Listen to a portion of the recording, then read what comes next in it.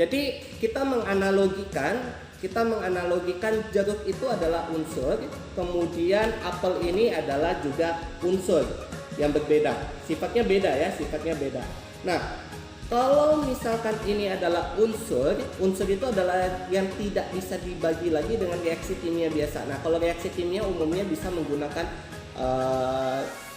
dipanaskan atau dikasih tekanan gitu ya. Nah, sekarang saya punya pemantik nih.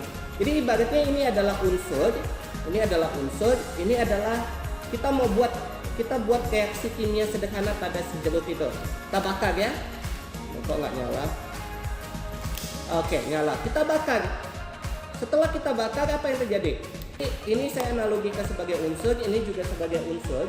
Jadi unsur itu kalau misalkan dikasih reaksi sederhana itu tidak akan terurai gitu ya. Jadi kalau misalkan reaksi sederhananya saya lakukan pembakaran, saya bakar jeruknya, terurai enggak ya, tetap jeruk gitu loh ya.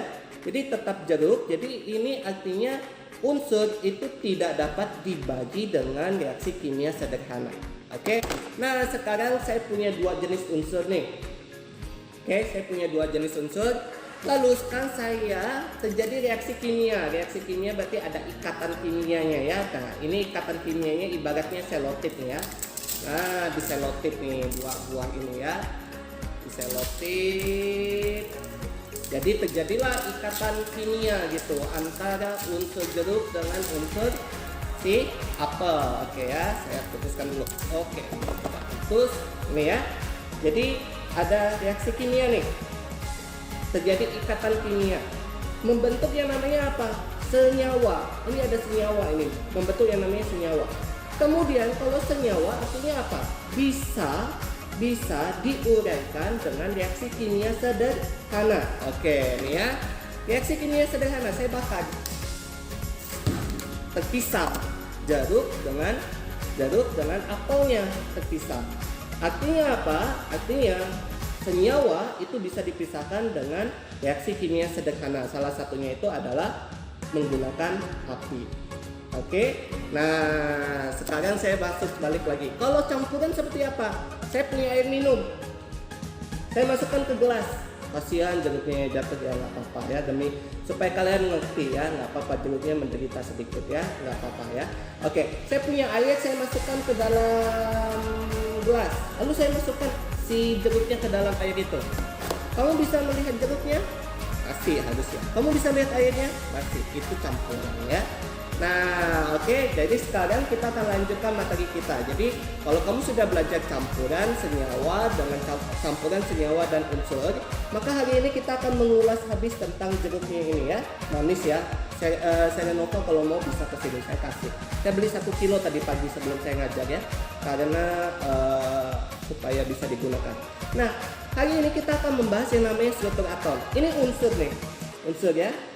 Kalau unsur ini kita kasihkan reaksi, bukan reaksi kimia sederhana, misalkan reaksi nuklir atau apa, maka ibarat katanya itu reaksinya itu misalkan tangan saya. Kalau misalkan saya punya pisau, berarti saya pakai pisau ya.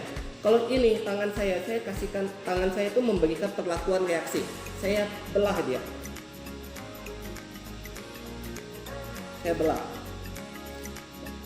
Oke, maka muncul apa? Ada jeruknya kan? Nih ya, jeruknya. Habis ini nanti saya makan jeruk ya. Nah, ada jeruknya. Ada bagian yang lebih kecil lagi, benar nggak? Ya kan? Jadi dari unsur itu ternyata di dalamnya ada bagian yang lebih kecil lagi gitu ya. Ini lebih kecilnya lagi. Nah, yang lebih kecil ini itu disebut dengan nama atom. Oke, ini disebut dengan nama atom.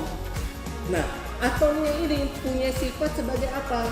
Sebagai jeruk kan, sifatnya sama ya dengan jeruk ya. Jadi kalau saya punya unsur jeruk, atomnya juga punya rasa jeruk gitu ya. Nanti saya makan ya di sini ya.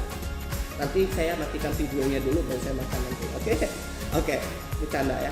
Jadi ini adalah atomnya. Bagian terkecilnya itu adalah atomnya. Oke.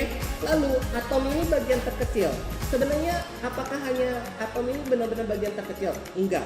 Di dalam atomnya ini kalau kamu buka lagi, kalau kamu buka si satu jeruk ini, ternyata di dalamnya itu ada apa? Ada bulir-bulir orange, itu enggak? Ada bulir-bulir jeruk. Oke, ada bulir-bulir jeruk ya. Bulir-bulir jeruk, kemudian ada bijinya juga. Artinya di dalam atom ada komponen kecil lagi di dalamnya yang nyusunnya itu, yaitu adalah biji dengan butiran-butiran bulir jeruknya itu gitu loh ya, butiran jeruknya itu.